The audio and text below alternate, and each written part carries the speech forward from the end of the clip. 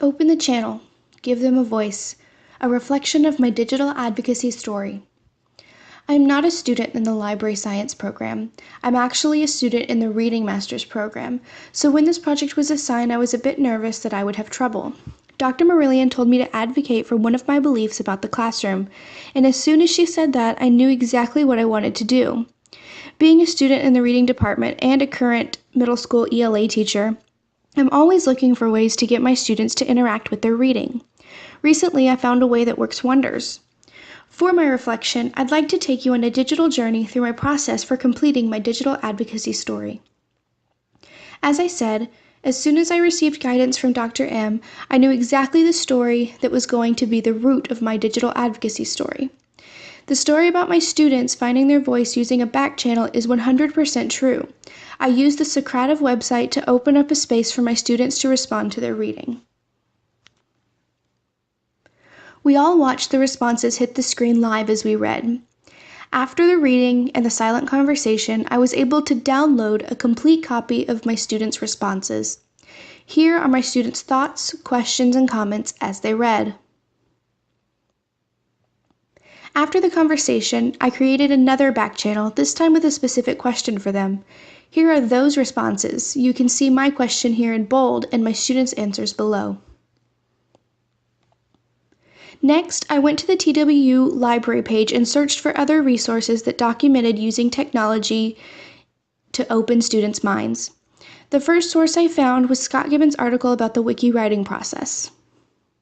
Next, I found Trip Gabriel's article about using Today's Meet for high school students to respond to reading. After gathering my resources, I decided to use Padlet to create my storyboard. I chose a techie background to go along with my technology theme. On my storyboard, I added quotes from the articles that I wanted to use in my story, and I wrote out the bones of my student's story. I chose to use Powtoons to create my video. I've used Powtoons a few times in the past for other projects and have been very happy with the outcomes. Powtoons is a fantastic way to create interesting and engaging videos. It's very similar to PowerPoint, though it has many more features. Initially, I planned to write out all of the information on the slides. Very quickly, I realized that there was just too much information. I decided to do a voiceover using the Smart Voice Recording Android app, and was much happier with the result. One of the reasons I chose Powtoons was because it provides all of the pictures, graphics, and music in one place. Once I completed my draft, I created a feedback form using Google Forms. I embedded my video directly into my form so that viewers would have easy access to my work. This is how the live form looked to my viewers. Form responses automatically populate a Google spreadsheet. Here is another way to view the data. I like this view a bit more than the spreadsheet because of the data that the answers provide.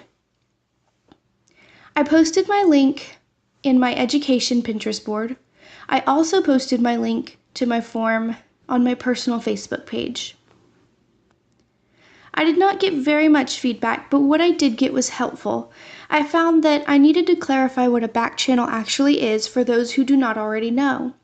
I learned that I needed to speak a bit faster in my video and to fix a few redundancies in my video.